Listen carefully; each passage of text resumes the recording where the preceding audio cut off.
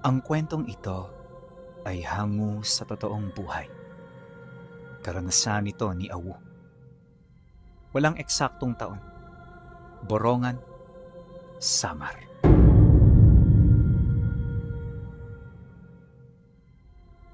Sa gitna ng malawak at luntiang lupain ng Borongan, kung saan ang amoy ng basang lupa at bagong tabas na palay ay humahalimuyak sa hangin, naninirahan ang isang batang lalaki na nagngangalang Awu.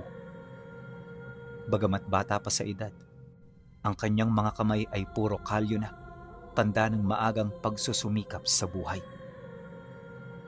Kinalakihan na niya ang pagiging magsasaka, at para sa kanya, ang bukid ay hindi lamang trabaho.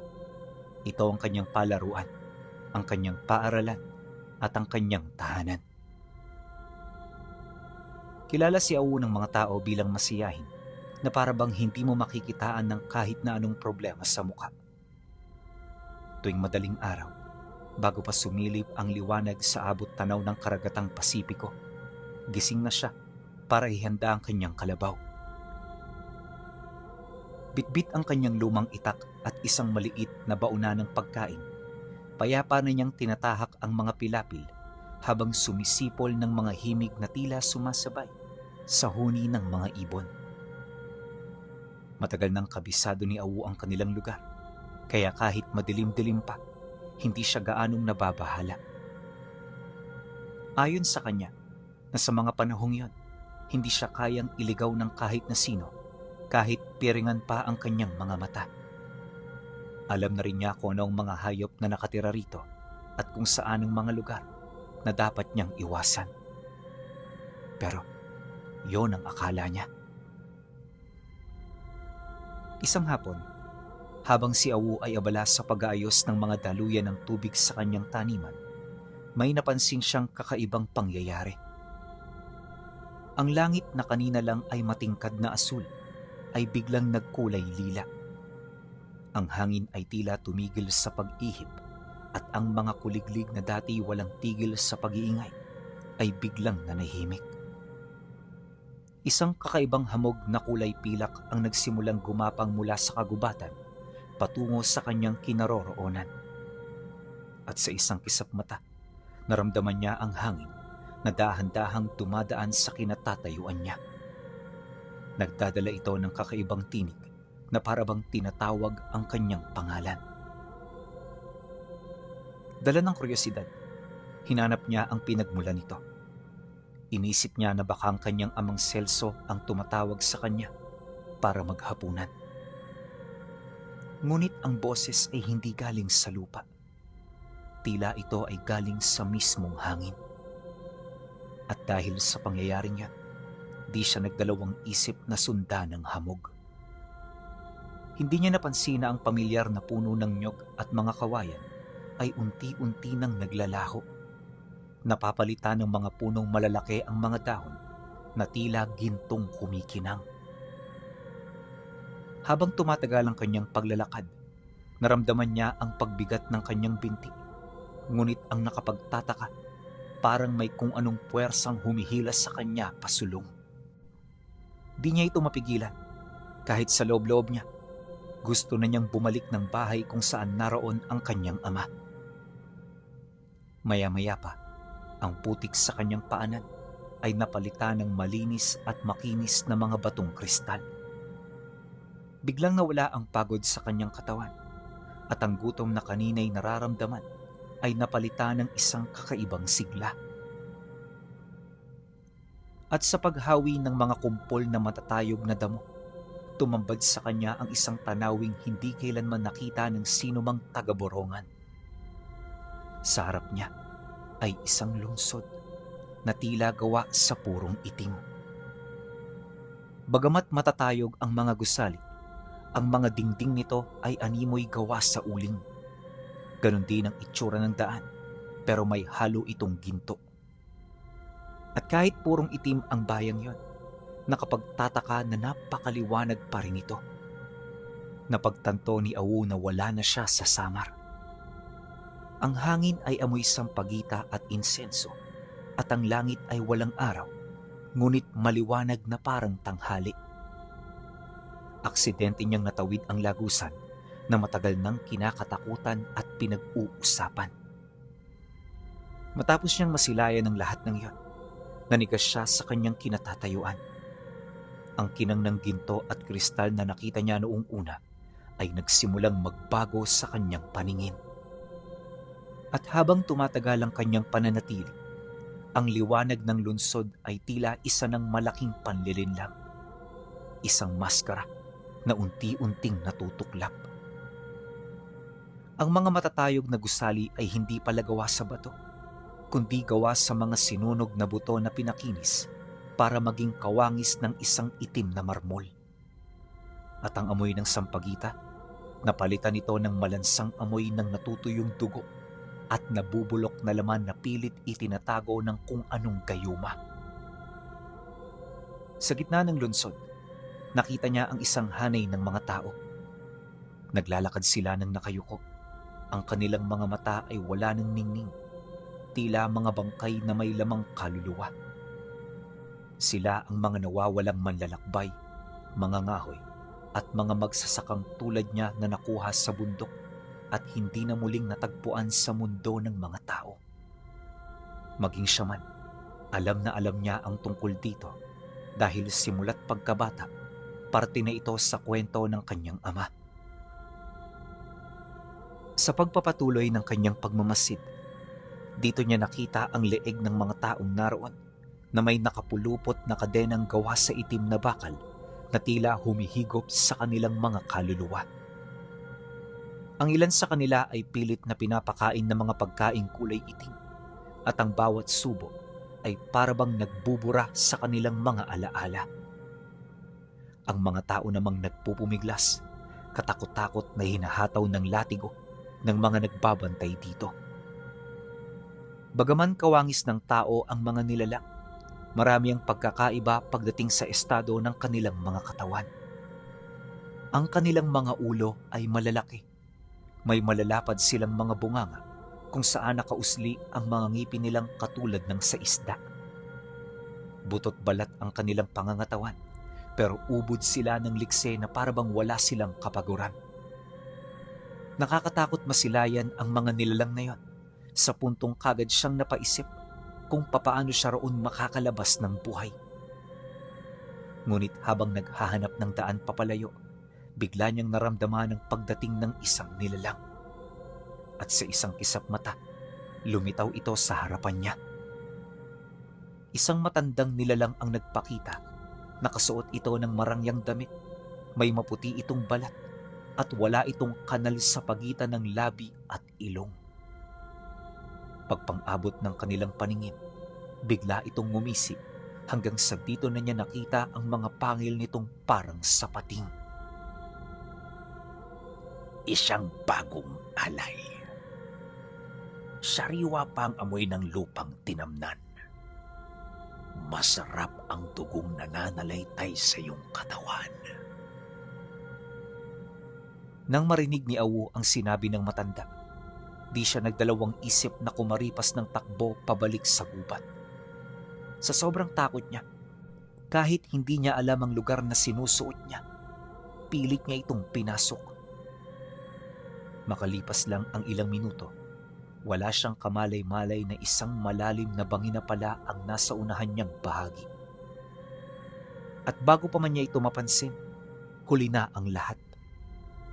Nang mahulog siya rito, bumagsak siya sa isang malalim na parte ng tubig. Yon ang nagsalba sa kanya, ngunit hindi maipagkakailang nagtamo rin siya ng malalim na sugat sa braso dahil sa pagtama ng kanyang katawan sa mga matatalas na batong nasa ilalim nito. Pag-ahon niya sa ibabaw ng tubig, kaagad naman siyang tumungo sa pangpang. At nang makasampa na siya, dali-dali siyang naghanap ng mapagtataguan habang naghahabol ng hininga. Sa puntong yon, napagtanto niya na ang lugar na kanyang napuntahan ay hindi lungsod ng kapayapaan, kundi ito ay isang malaking katayan. Naunawaan rin niya na ang engkanto rito ay hindi namumuhay ng marangya, kundi sila ay mga maninila. Pinapanatili nilang maganda ang beringan gamit ang buhay na dugo ng mga taong naliligaw dito. Matapos niya yung maunawaan, di siya nagdalawang isip na umalis sa lugar kung saan siya nagpapahinga. Hanggat maaari, umusad siya ng umusad sa paniniwalang kapag ginawa niya ito, makakabalik siya sa mundo ng mga tao. Ngunit pagkaraan ng ilang oras, wala pa ring nangyari sa kanya. At habang tumatagal, tila bang ibinabalik lang siya ng daan sa lungsod ng Biringan. Kalaunan, pagdating niya sa gilid ng itim na kalsada, may nakita siyang isang malaking hukay sa gilid. Habang tumatagal ang kanyang pagmamasid, dito niya unti-unting naririnig ang boses ng mga taong animoy humihingi ng saklolo. Nung sumilip siya, nakita niya ang mga taong itinatapon doon kapag wala na silang silbi bilang alipin. Doon, ang mga engkantong duguan ay nagpipista. Hindi sila kumakain tulad ng tao, sa kadahilanang ang pamamaraan nila ay katulad ng sa mabangis na hayop. Dahan-dahan nilang hinuhubara ng balat ang mga biktima nila kahit buhay pa, na parabang naniniwala ang mga ito na mas masarap ang karne kapag ang biktima ay namatay sa matinding sakit at takot. Sa pagpapatuloy ng kanyang pagmamasid, tila bang nawala ang kanyang wisyo sa paligid. Ang pandama niya ay aksidenteng naituon niya sa uka, kaya hindi na niya namalayan ang mga nilalang na kanina pang sumusunod sa kanya. Maya-maya pa, nang mamatay na yung taong tinitingnan niya, bigla siyang napahinto dahil sa paghawak ng isang malamig na kamay sa kanyang balikat. Ramdam niya ang paggapang ng daliri nito, lalo na yung pagtarak sa kanyang balat ng matatalas nitong mga kuko. Pagbaling niya ng tingin dito, nakita niya ang matandang nakangisi habang nagniningas ang mga mata nitong nanlilisik. Huwag kang kukurap, batang taga-Borongan. Dito sa Biringan, ang bawat bahid ng iyong kaba ay magiging alak sa aming hapagkainan. Nang marinig niya ang sinabi nito, hindi na siya nakapalagpa. Literal na sumunod na lang siya sa nilalang dahil alam niyang may mangyayaring hindi maganda kapag tumutol siya. Paghawak nito sa kanyang ulo, kagad siya nitong dinarag pabalik sa lungsod. Doon, ikinulong siya ng nilalang na parabang wala na itong balak na patakasin siya. At sa loob ng 2 taon, tila isang mahabang bangungot na walang gisingan ang dumaan. At si Awu na dating masigla ay naging isang anino na lamang sa loob ng gusali kung saan siya nakakulong. Ang kanyang balat ay naging kasing putla ng bato at ang kanyang mga mata ay nawala ng kislap dahil sa araw-araw na pagtatrabaho sa mga minahan ng kaluluwa ng mga engkanto. Matagal na niyang tinanggap ang kanyang kapalaran at ni minsan hindi na niya inasahang makakatakas pa roon. Ngunit isang gabi, habang naghahanda ang Panginoon ng Biringan para sa kanilang kapiya, isang madugong pista ng pasasalamat, may isang pangyayaring hindi inaasahang naganap. Isang malakas na lindol ang yumanig sa Biringan, hindi galing sa lupa, kundi galing sa pananampalataya. Sa labas ng lagusan, sa mundo ng mga tao, isang prosesyon ng mga deboto ang naglakad malapit sa hangganan ng kagubatan, dala ang isang matandang imahe ng patron at mga dasal na umaalingaw-ngaw sa kabilang dimensyon. Ang bawat pagsambit ng amin at tunog ng kampana ay tila mga latay ng apoy sa mga engkanto. Kagad na nagkagulo sa loob ng lungsod, ang mga gintong kadena ay pansamantalang nanghina. At sa gitna ng kalituhan, nakita ni Awu ang isang bitak sa manipis na harang ng 2 mundo. Hindi na siya nag-atubili. Gamit ang huling lakas ng kanyang katawang pagod na pagod, tumakbo siya patungo sa liwanag ng buwan na sumisilip sa bitak. Pilit na iniwan ang mga sigaw ng engkantong nasusunog sa boses ng mga nagdarasal. At sa isang kisap mata, nadatnan niya ang kanyang sarili sa gitna ng bukid kung saan siya lumaki at nagkaisip. Ang hamog ay nawala na at ang sikat ng umaga ay masakit sa kanyang mga mata.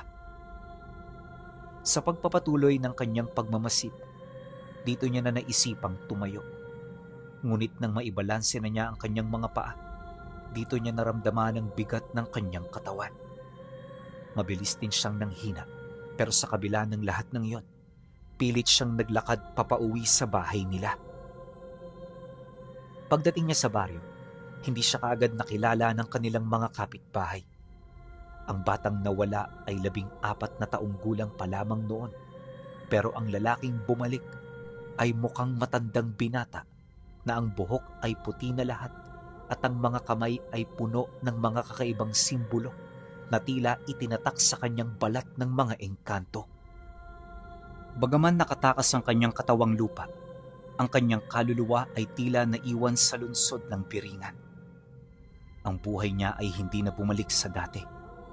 At kahit anong gawin niya, hindi na niya makita ang mundo katulad ng mga panahong iniwan niya ito.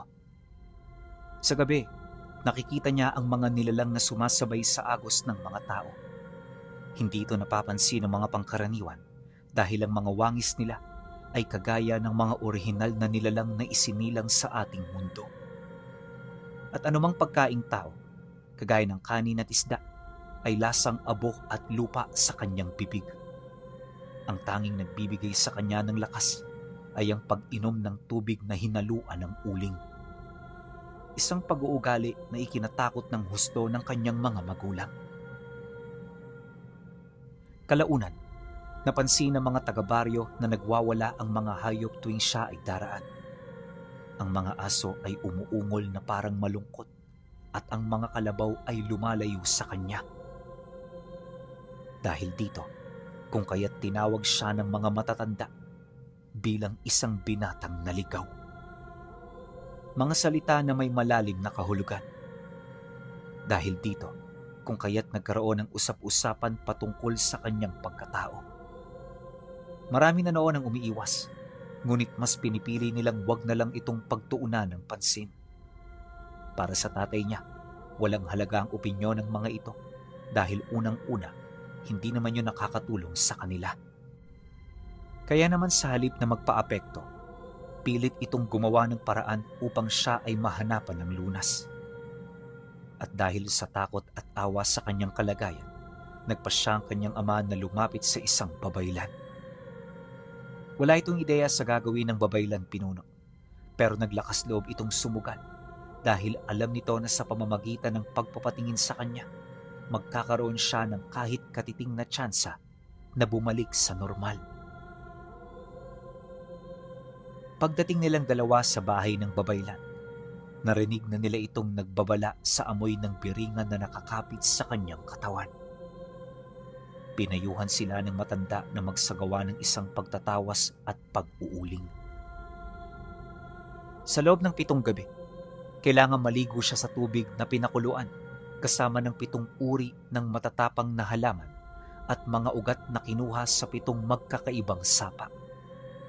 Layunin nito na burahin ang bango ng biringan sa kanyang pagkatao at palitan ito ng amoy ng mortal na lupa. Nang marinig naman nila ang tungkol dito, kagad silang naghanap pa ng mga sangkap na ibinigay ng babaylan. At sa pagsapit ng sumunod na araw, ang ritual ay isinagawa. Di pa man yun nangangalahati, kapansin-pansin na ang pagbalik sa normal ng kulay ng kanyang balat. Unti-unti na rin niyang nalalasahan ang kanyang laway at dahan-dahan nang bumabalik ang amoy ng paligid na matagal na niyang hindi nalalanghap. Akala ng lahat nagtagumpay na sila. Akala nila malaya na siya. Ngunit lingid sa kanilang kaalaman, ang mga engkanto ng biringan ay hindi pumapayag na may pag-aari silang nakatakas. Ang lunsod na yon ay parang isang sugat na ayaw maghilom. Kailangan nito ng laman mula sa mga taong nagkaroon ng ugnayan dito para magpatuloy ang buhay nito. Pero sa halip na direktang makipaglaban sa kanila ang mga nilalang, nagsimula itong kumilos ng palihim. At dito ang kanilang panlilinlang ay mas lalong nagmalabis ng malaking kapalit. Dumaan ang mga araw. Nang medyo bumuti na ang kanyang kalagayan, dito na rin bumalik sa pagsasaka ang kanyang ama. Ngunit sa tuwing magsasaka ito, napapansin niya ang mga palay na unti-unting nagiging kulay itim. Alam ni Awu na siya lang ang nakakakita nito dahil wala siyang napapansing bakas ng pagkagulat at pagtataka mula sa mukha ng tatay niya. At sa tuwing sumasapit naman ang gabi, ang hangin sa labas ng kanilang kubo ay wala nang sumasabay na huni ng insekto, kundi ang kanyang naririnig ay ang daing ng mga taong minsan niyang nakasama sa lungsod. Walang sawa itong sumisigaw, tumatawag sa kanyang pangalan at paulit-ulit na nagmamakaawa na isalba sila sa kanilang kalagayan. Magmula nang marinig niya ang tungkol sa mga ingay na yon, dito na rin nila napansin ang pagdating ng mga estrangherong bago sa kanilang paningin. Pabalik-balik ito sa kanilang baryo, animoy meron itong taong hinahanap. Paglalarawan niya rito, matangkad ito, maputi ang balat at laging nakasuot ng barong na pangmayaman. Ayon sa mga taong kanilang napagtanungan, hinahanap nito ang isang bata. Nakatakas umano ito sa kanilang lugar at meron itong mabigat na kasalanan. Wala naman silang pinangalanan, pero alam ni Awu na siya ang tinutukoy ng mga nilalang. Ang mas nakakagulat pa, may mga nakapagsabi sa kanya na ang bakas ng paa ng mga ito ay hindi lumulubog sa lupa at ang mga damong natatapakan nila ay agad na natutuyo at namamatay. Dahil sa kanyang mga nalaman, kagad nila itong ipinagbigay alam sa babaylan. Labis na nabahala noon ang kanyang ama dahil takot na takot ito na muli siyang mawalay sa kanilang pamilya. Ngunit makalipas ang 2 araw na paghahanda, wala namang nangyaring hindi inaasahan. Lahat nasa ayos, kaya naman yung pamilya niya medyo nakaramdam na ng kapanatagan. Subalit isang gabi, habang mahimbing na natutulog ang lahat, wala silang kamalay-malay na ang bahay nila ay dahan-dahan ng binabalot ng isang makapal na hamog. Ngunit sa pagkakataong ito, ang hamog ay hindi kulay pilak, kundi ito ay kulay dugo. Ilang minuto pa ang lumipas, bigla silang nagising nang marinig nila ang tunog ng pagkiskis ng mga kuko sa bubong nilang gawa sa yero. Ang mga dingding na kawayan ay kaagad na nanginig, dulot ng matinding bigat ng mga nilalang. Dala ng kuryosidad, kaagad silang sumilip sa labas at doon nila nalaman na hindi lang lagusan ang bumukas, kundi parang ang biringan na mismo ang lumapit sa kanila. Kalaunan, dito na rin nagpakita ang libu-libong mata ng mga nilalang. Sa gitna ng matinding tensyon at sa harap ng libu-libong pulang mata na nagmamasid sa dilim, biglang napunit ang langit. Hindi itong nakasanayang punit ng kidlat dahil isa itong marahang paghawi ng tabing na tila telang sutla.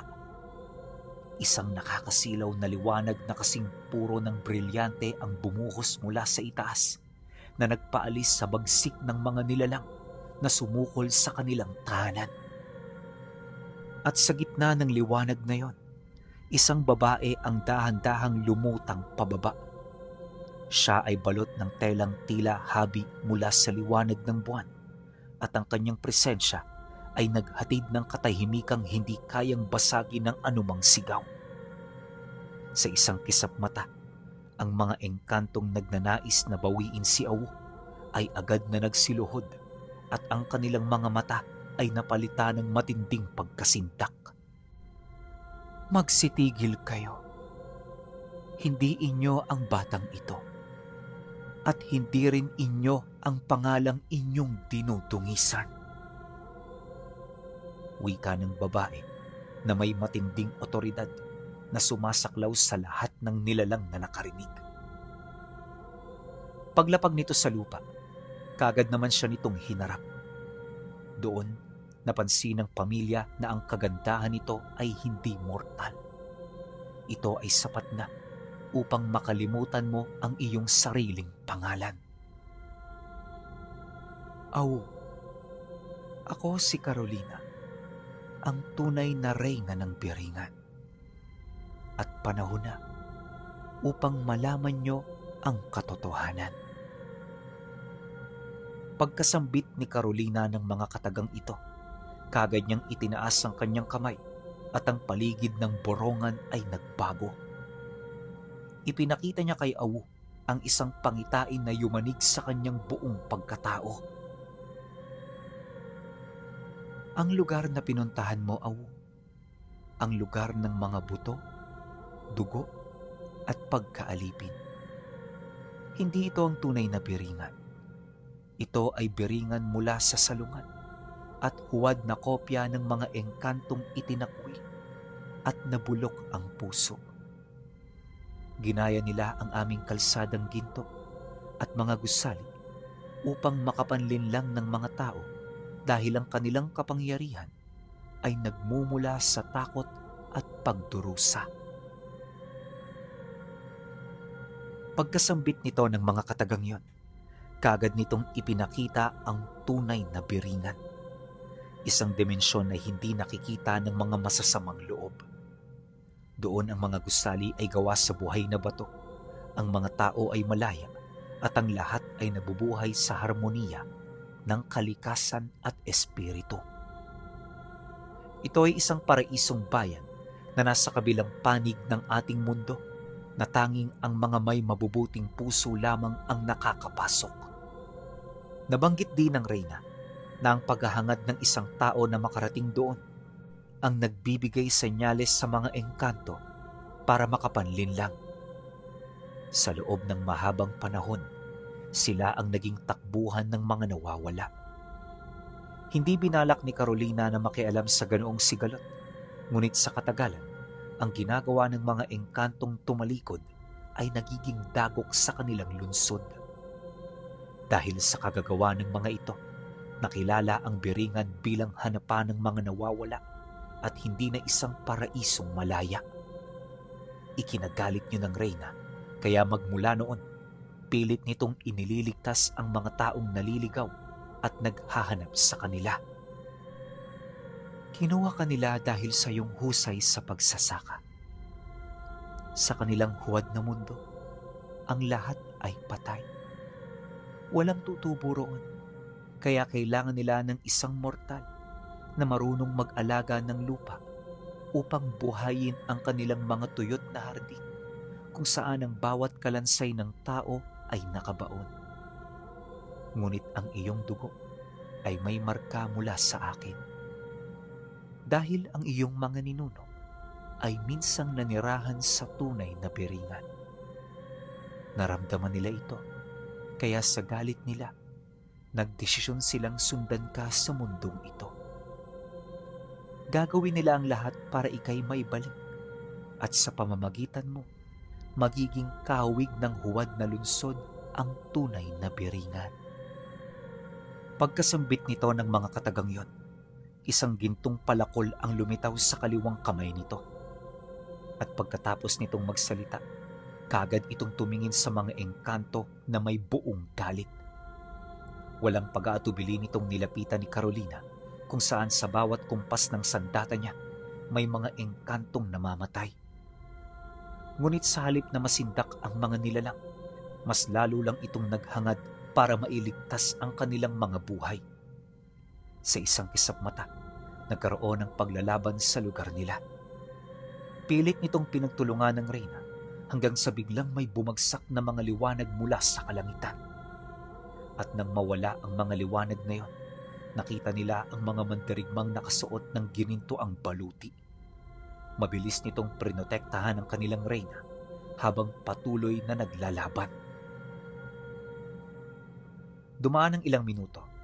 Marami na itong napapaslang sa panig ng mga kalaban. Ngunit sa kabila nito, may mga bumabagsak namang mandirigma sa kanilang hanay. At ang mga mandirigmang yon, kaagad na pinagtutulungan ng mga engkanto para madala sa kanilang huwad na mundo. Lahat ng mga pangyayari ay kanilang nasaksihan at maging sila man hindi makapaniwala sa kanilang mga nasilayan. Nagtagal ng halos kalahating oras ang paglalaban hanggang sa malipol ng mga mandarigma ang huwad ng mga engkanto. At sa harap ng hindi maiiwasang pagkatalo, nagdesisyon ang mga ito na bumalik sa kanilang mundo. Kalaunan, nang mawala na ang mga nilalang, bumalik ang katahimikan sa paligid. At sa gitna ng kapayapaan, pumasok sa loob ng bahay si Carolina, bitbit ang ginintoang itak. Tinawag nito ang tatay niya at doon ipinamana nito ang kanyang sandata. Pagkabigay nito ng ginintoang itak, kagad itong umalis. Bago rin yung tuluyang lumisan, nag-iwan ito ng pangako ng masaganang buhay para sa kanilang pamilya. Yon ang regalo ni Carolina sa kanila dahil sa kanilang katapangan laban sa mga kalabang hindi nila alam kung papaano matatalo. Matapos nun, ang pangkat ni Carolina ay tuluyang naglaho sa ilalim ng liwanag ng buwan. Sa pagkawala ng mga ito, ang pamilya ni Awu ay nanatiling tulala, pilit na pinag-iisipan ang mga nangyari. Ilang araw din itong sumagi sa kanilang mga isip kung saan sa bawat araw na yon, hindi sila nagkaroon ng gana para gawin ng mga trabahong nakasanayan nila. Gabi-gabi ring hindi sila nagkakaroon ng magandang tulog dahil sa mga bangungot na paulit-ulit nilang nararanasan. Akala nila wala na itong katapusan, pero dumaan ang mga araw at ang sugat na dulot ng digmaan ay dahan-dahan na ring naghilom. Malaki rin ang naitulong sa kanila ng babaylan dahil ito ang nagbigay sa kanila ng payo at mga kasagutan. Hindi naglaon, nang malagpasan na nila ang kanilang mga takot, hiniling ng babaylan na kunin ang gintong palakol. Ang rason nito, hindi yun ligtas sa kamay ng tatay niya. Kailangan ito ng bagong tagapangalaga. Isang tagapangalaga na dalubhasa pagdating sa lihim na aral. Ilang araw nila itong pinag-isipan, pinuno, hanggang sa nagdesisyon ng tatay niya na ipaubaya na lang ito.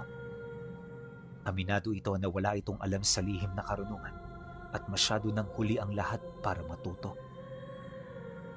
Tinutulan din ito ang desisyon na siya ang mangalaga ng palakol dahil ang gusto nitong mangyari, magkaroon siya ng isang ordinaryong buhay kagaya ng kanyang mga kakilala.